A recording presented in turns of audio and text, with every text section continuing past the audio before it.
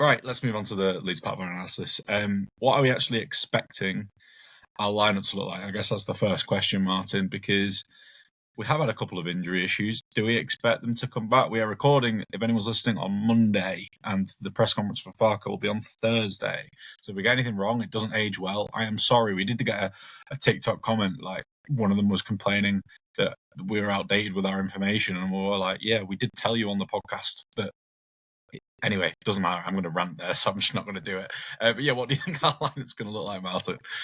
So I think a lot of it picks itself in terms of the players who we know are available. Obviously, the back four, I think, will be pretty set. I don't think there'll be any changes to that. Potential for Biol to get a start, but I do think it's probably more likely for Farke to stick with Rudd and Strauch for the time, with Bogle at right back and Goodmanson at left back. Then the midfield, it depends on obviously Tanaka and Ampadu's availability. Ampadu was the one who was injured first, if I remember rightly. Yeah, and even though they said it's the same injury, we don't know if that's the severity is the exact same or what. But they did say exactly. they'd be back after the international break at some point. But I don't know if that's Fulham or Wolves. I don't know. Yeah, so I'm probably going to count them out just because of that. So I'm going to expect neither of them to play. But then there's the other interesting thing about Ilya Gruev and his weird involvement with the Bulgaria team and potential that is either injured or there was just an argument with the head coach. Sounds like an argument. Of Bulgaria, and he was benched and then brought on at half time or something. So I hope he's available because otherwise our midfield depth is even worse than it was. So if Gruev is available, I expect him to play. And then I would expect it to be Longstaff and Stach ahead of him. And then on the wings, I'm going to say it'll be James and Nonto who will start this one. And then up front, we'll have Macher. I'm going to say I don't think DCL were quite ready to start yet, but you'd imagine he'll get more minutes off the bench this game, maybe 30 minutes rather than like the 15 that he got last time. So I think he will be ready for starting soon, but I would imagine it will be Macher in this one. Yeah, I think I agree. It's just the question marks of like, I don't think Okafor will come in. I'd quite like him to, but I don't think he will.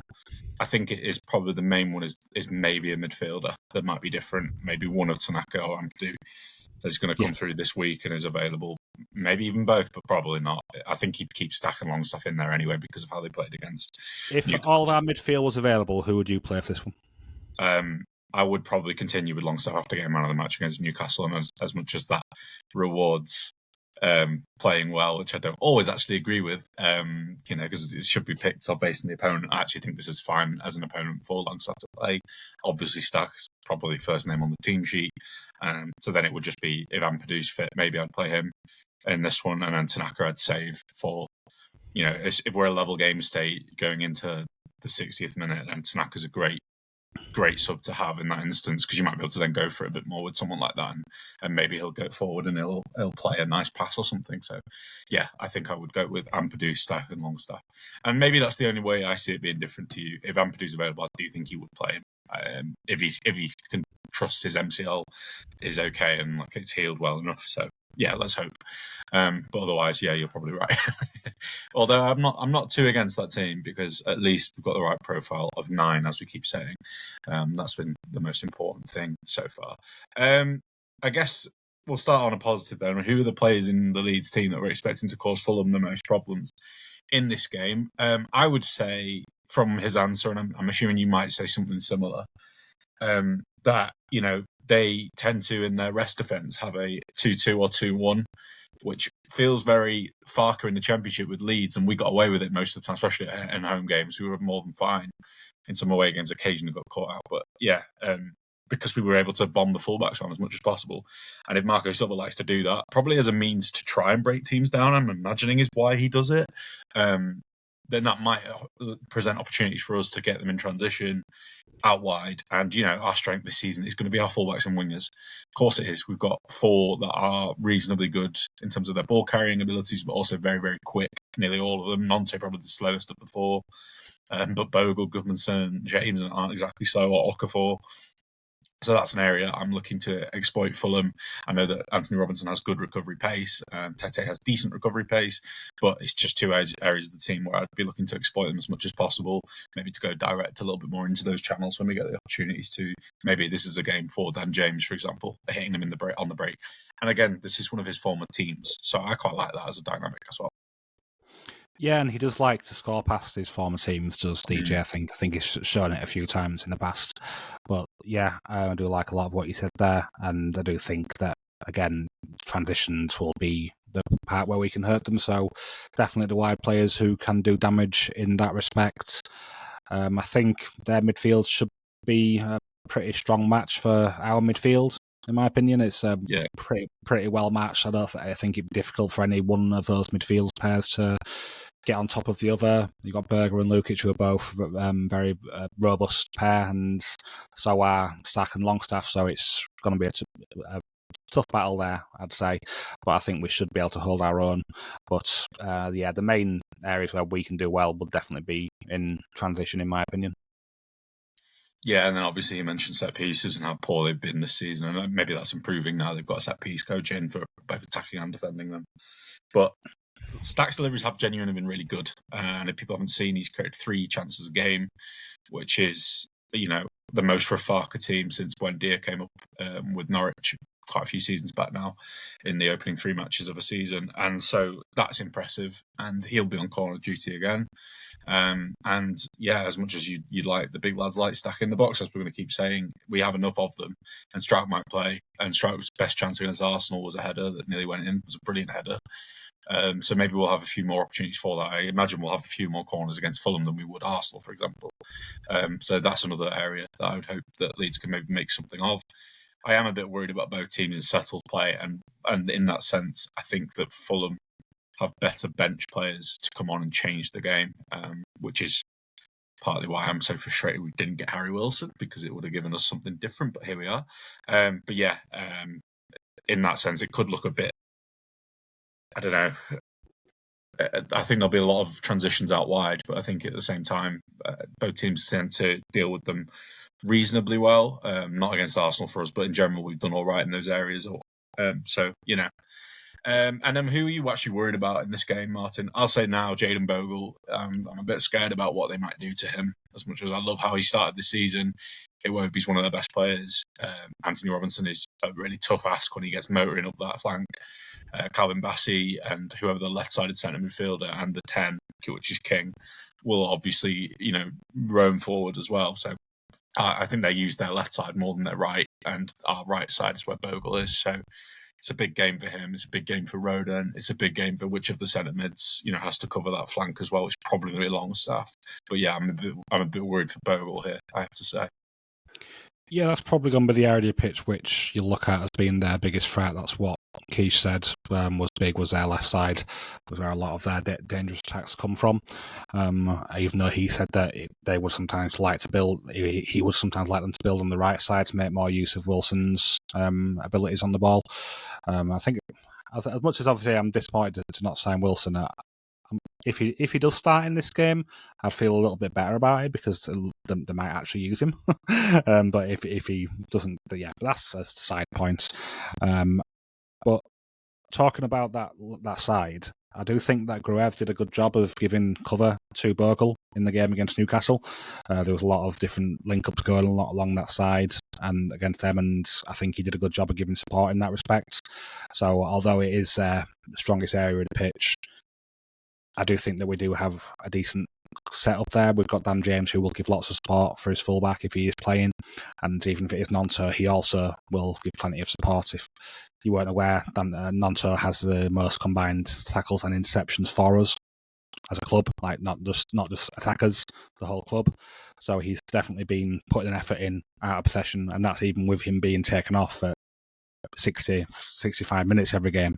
So yeah, whoever it is who will be playing on that right side, whether it is James and Nonto on the other side, or whether it's Nonto on the right and maybe Okafor on the left, I think whoever will be there will give plenty of support to the fullback, but it will still be the area of the pitch I'd look to where either an assist or a goal would come, probably in my opinion. Yeah, I agree. I think tactically, this game is quite interesting, Martin, because you and I were kind of discussing it off air before we started recording, just in the sense that don't fully know how Falca's going to do this particular game. I don't think I want to predict it one way or the other personally, but if you want to have a stab at it, go for it. I know you said that he did do some different things in some games away from home in the Championship at times. And yes, he did, but he's still a manager that, like you said on the interview, by and large wants to dominate the ball, wants to have possession and wants to take the game to the opposition. Sorry to interrupt, just a quick one. If you're enjoying the video, be sure to like and subscribe to help us keep the content coming. And if you want even more, you can support us over on patreon.com/ASAW Patreon.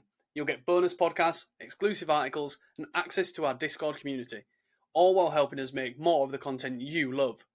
Thanks. Now let's get back to it. So what are you expecting here at Craven Cottage? So I think when we are building up, I think we will still look to possess the ball and we won't be going too direct. I think he will try to possess the ball where we do get the chance to, but I think I'm maybe expecting maybe a little less intense out of possession approach. That is one thing which he has been flexible with in the past, has been knowing when to be a bit more passive, and he did that to good effect against Leicester in that first season. I know we're going back some time now, I keep bringing that up, but it is genuinely one of the better displays that we've had out of possession against a strong side. So I think it's relevant, and I think that would be the main area which I think would be likely to change, us being less aggressive in the out of possession stuff, which will hopefully bring Fulham onto us a bit more and give us a chance to hit them in transition where they'll be at the weakest. So that would probably be my guess at what would be likely to change from our usual game plan, although that could be our usual game plan for the Premier League, who knows. But yeah, it's a different ball game now. I think I agree. I just don't want to nail my colours to the mast too much on this one. So I hope, we bait them in a little bit, and then we then spring traps on them. But against Everton, we were aggressive. I'm hoping that was because home game, first game back in the Premier League, home crowd, blah blah blah, intangibles. And here we're a bit more sensible, a bit more savvy. But I don't know. And the Arsenal game is still in my head. And as much as like Arsenal, partly it was because we were then forced into situations in our build-up where, Perry or Rodon or someone else would have to go long. They'd be forced into it by Arsenal. And then it was Pirot, and he wasn't able to hold the ball up. And now we've actually got a striker that might feed off some scraps, and there's a couple of midfielders that might as well. That makes me feel a bit more positive about stuff, which because I do think he'll play Mecha or Calvert-Lewin. It won't be Pirot.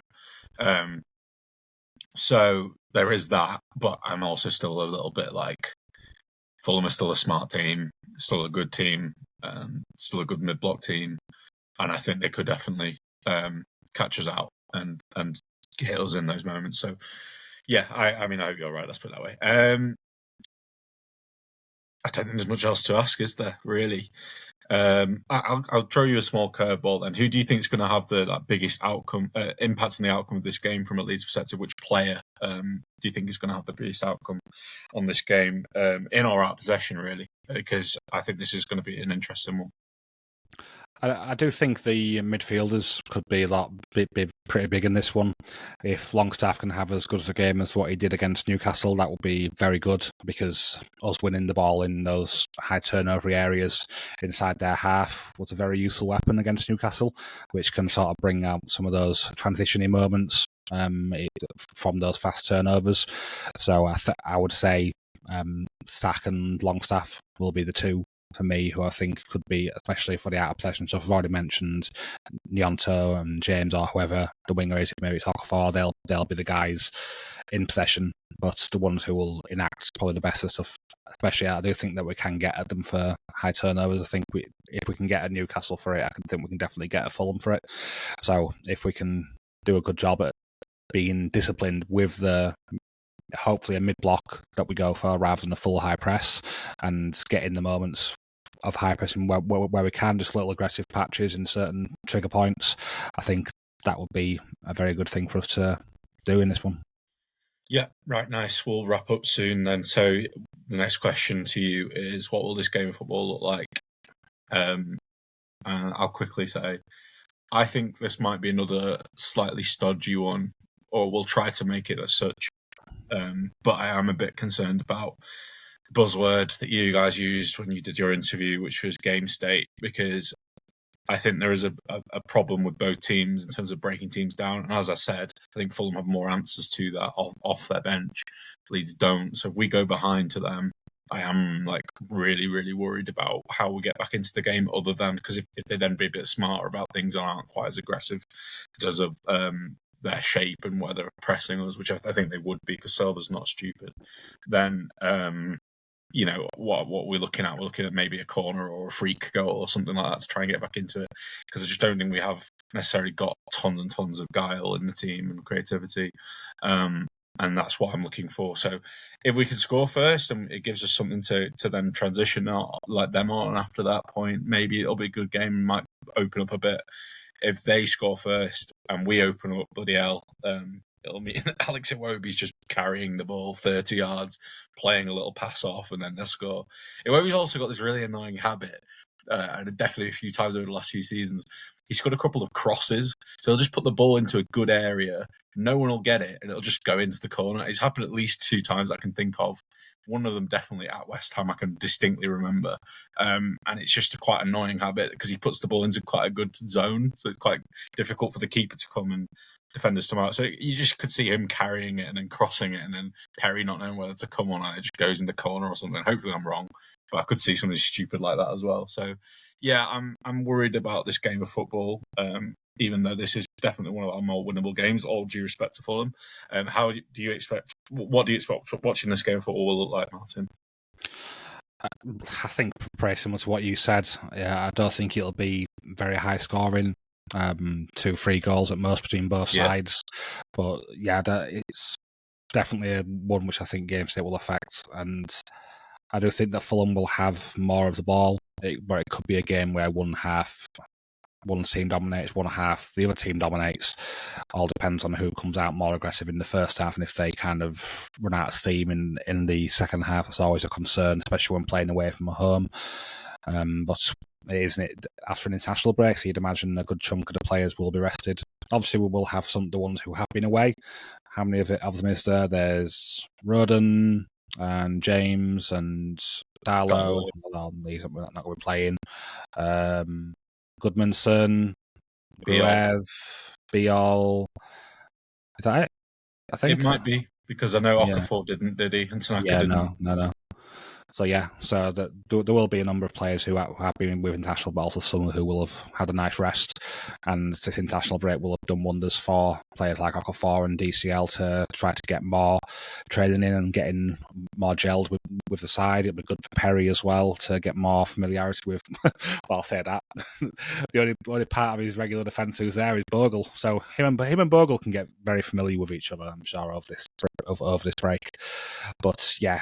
Back to the actual question in hand, that's about all I could say, really. I don't think there being too much. I don't think it's going to be a massively interesting game, to be honest. Not one for the neutral. Yeah, it might be a last on match of the day type of vibe again. yeah, which definitely. We've had with Newcastle already. So yeah. I think I agree. I think even if we have to chase the game, I don't think it'll open up to the point where they hit 3, 4, 5. I don't think that'll happen. I think I could see if it opens up a little bit, they could just beat us 2-0, but I'm not going to do score predictions. But yeah, equally, I'm hoping we can take the lead and then we might actually get something out of this. I'd be pretty happy with a draw here, I have to say, and I wouldn't be that surprised if it was 0-0 or 1-1. I wouldn't be that shocked at that. Those kind of scorelines are kind of where I'm at, but again, I'm not going to actually say what I think because, yeah, we're not jinxing it like that. But where will the game actually be won or lost or drawn? I think transitions. That's going to be my buzzword for this section. I think whoever takes the most advantage of the transitional moments will win this one. I think both teams will struggle to break down the opposition's block, and the goal or goals which were scored in this one will come from transitions or from set pieces. Those two, maybe a set piece caused by a transition, who knows? But yeah, that's, I think transitions is the biggest thing in this one for me, because I think that's where probably both teams are probably most vulnerable. And we saw a few moments like that against Newcastle when they hit us quickly, and Fulham have got that similar quality to Newcastle, that they do have pace in areas where they can get forward quickly and they can be very direct. So I think that is going to be it. It will be transitions for me. It's a really interesting thing, because like, I'm not saying we're set up exactly the same way at all, because we're not, but they have that kind of big, strong, tall spine with like Berger and Anderson and Lukic and those kinds, and then they've got lots of quality, athletic dribblers, ball carriers out wide, and that feels very much like what we've got at the moment, really. It's the meta, isn't it? It's the meta. Yeah, it is the meta, and it might just come down to that. It's like whose core can stay the most stable, and whose fullbacks and wingers can make the most of those transitional moments on the counter. And that's all I can say, really. We used to talk about transitions a lot in the Championship. I don't actually think we've discussed it as much this season in the game so far, but this feels like one of those where there's more to it than that. But definitely a game Leeds should be looking to try and win, or at least get something out of. It shouldn't just be one of those that we, go, we're away to a team that's quite established in the Premier League, we're just going to lose. Like, we've got to try and do better than that. Let's put it that way. So, yeah. Agree with everything you said, Martin. You got any closing thoughts, or do you want me to wrap this up? No, nothing pertinent about the game, but I just want to say thank you to Keish if he's listening. He's a great guest, and I'm looking forward to having you on for the reverse fixture if you be wanting to as well. Yeah, and I'm looking forward to going on their podcast with him and Sam on Thursday, and I will definitely ensure that Martin or Hosty tweets out the link to that when it's out as well from their end, although I might have a lot of the same things to say still. But yeah, just a quick reminder then, the website for our patrons, patreon.com/ASAW Patreon, because we have lots of content coming out on that this season. We did a lot in the summer, and we should have more people coming on and subscribing. We do already. Thank you, anyone that already is. And a reminder that some of our money raised from that goes to the Leeds Food Bank as well, and you can donate if you're able to as well at leedsnorthandwest.foodbank.org.uk. Don't think there are any bonus content to plug yet, but we probably will have some soon. Recently we recorded an hour 40, hour 50 long podcast about the state of the squad, which I would really recommend you go and listen to. You can probably listen to that whenever. It doesn't actually have to be in time. So if you've missed it, 1 hour 30 of that is just Adam ranting about the deadline day. Yeah, that's what it was. But yeah, no, please go and look at that. Like I say, anytime it's probably able to be listened to. So if you've not already, go and catch it now. Like and subscribe on YouTube again, please, if you are listening. But I think that's everything. So all that's left me to say is thank you to Martin. Thank you as well, Adam. And thank you, dear listeners, home watchers as well. We'll be back for a review of this game and also a preview of the Wolves game, which is the next fixture. Another away game, 2 in a row. But for now, have a great week and have a great weekend. Enjoy the game. Bye.